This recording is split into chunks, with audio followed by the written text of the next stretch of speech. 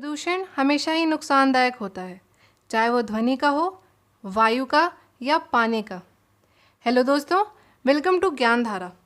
आज हम बात करेंगे यमुना नदी के बढ़ते हुए अमोनिया स्तर के बारे में। तो हाल ही में किए गए शोध से ये पता चला है कि यमुना नदी में अमोनिया का स्तर 3 पार्ट्स पर मिलियन मतलब 3 पार्ट्स पर 10 लाख वाटर मॉलिक्यूल्स है, जो कि बहुत ज़्यादा है। अगर हम ब्यूरो ऑफ इंडियन स्टैंडर्ड्स के डेटा की माने तो ड्रिंकिंग वाटर में जो सेफ अमाउंट है अमोनिया का वो 0.5 ppm होना चाहिए। अगर हम यमुना नदी की बात करें तो यमुना नदी गंगा नदी की दूसरी सबसे बड़ी सहायक नदी है और ये सबसे लंबी सहायक नदी भी है। इसका उद्गम यमुनोत्री ग्लेशियर है जो कि 6387 मीटर की ऊंचाई पर है, लोअर हिमालयज में, उत्तराखंड में। ये नदी कुल 1376 किलोमीटर का सफर करती है। अब बात करते हैं हमारे पिक्चर के मेन विलन के बारे में, जो कि है अमोनिया। अमोनिया एक नाइट्रोजन और हाइड्रोजन का बहुत ही सिंपल कंपाउंड है जिसका फॉर्मूला NH3 है, जैसा कि आप स्क्रीन पे देख सकते हैं।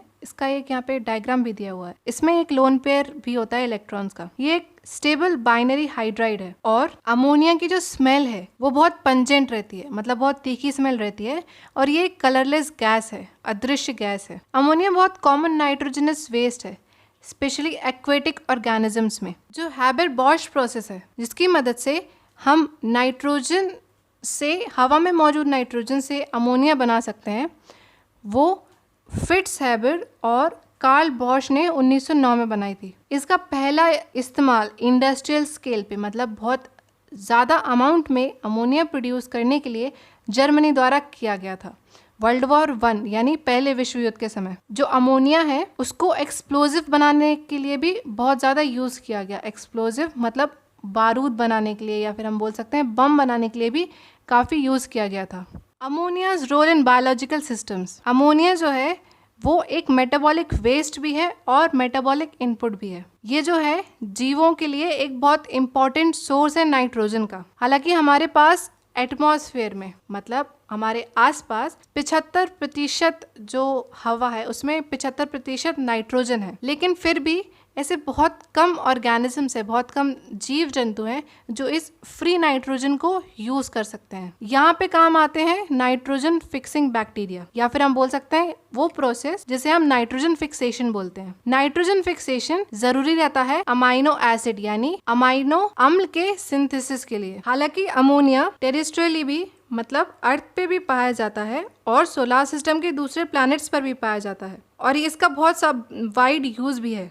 लेकिन अगर हम अमोनिया को कॉन्सेंट्रेटेड फॉर्म में लें तो ये बहुत घातक हो सकता है, बहुत हैजार्डस हो सकता है। अब सवाल ये आता है कि अमोनिया का इतना हाई लेवल क्यों डेंजरस है, इसके क्या एडवर्स इफ़ेक्ट्स होते हैं। तो जब अमोनिया किसी वाटर बॉडी में जाता है तो वो उस वाटर बॉडी का BOD बढ़ा देता है। BOD मतलब बायोलॉजिकल ऑक्सीजन डिमांड।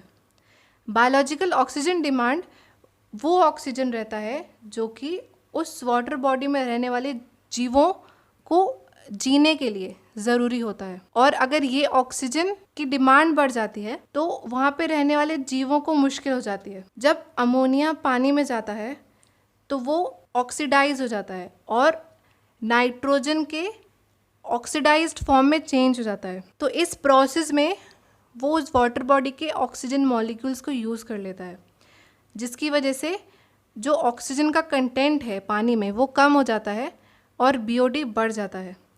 BOD बढ़ता है, ऑक्सीजन कम हो जाता है, तो वहाँ के जो जीव जंतु हैं वो थ्राइव करने लगते हैं, मतलब संघर्ष करने लगते हैं जीने के लिए, और ख़त्म भी हो जाते हैं। दूसरा है, अगर अमोनिया का कंसंट्रेशन, पानी में अमोनिया का कंसंट्रेशन 1 ppm से ज़्यादा हो तो वो फिशेस के लिए, मछलियों के लिए बहुत हानिकारक होता है। 1 ppm मतलब एक अमोनिया का मॉलिक्यूल 1 मिलियन वाटर मॉलिक्यूल, मतलब 10 लाख वाटर मॉलिक्यूल में अगर एक अमोनिया का मॉलिक्यूल हो तो ये जो कंसंट्रेशन होता है, ये कंसंट्रेशन मछलियों के लिए बहुत जानलेवा होता है। तो इसका सॉल्यूशन क्या है?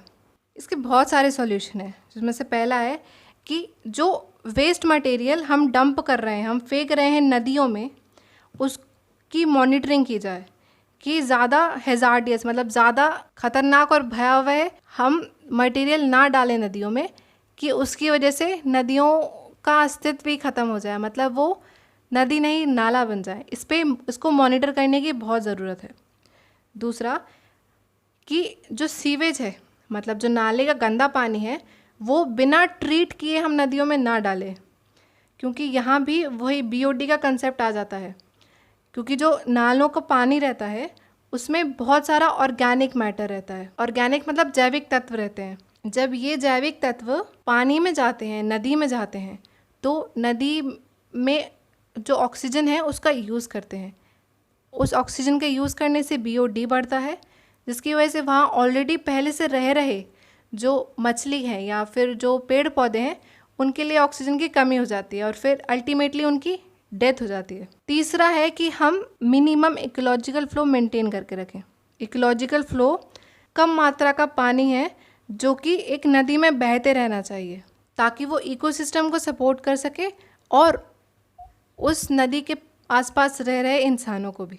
अगर आपको हमारा वीडियो पसंद आया हो तो इस वीडियो को लाइक करें, शेयर करें और हमारे चैनल को सब्सक्राइब करना ना भूलें।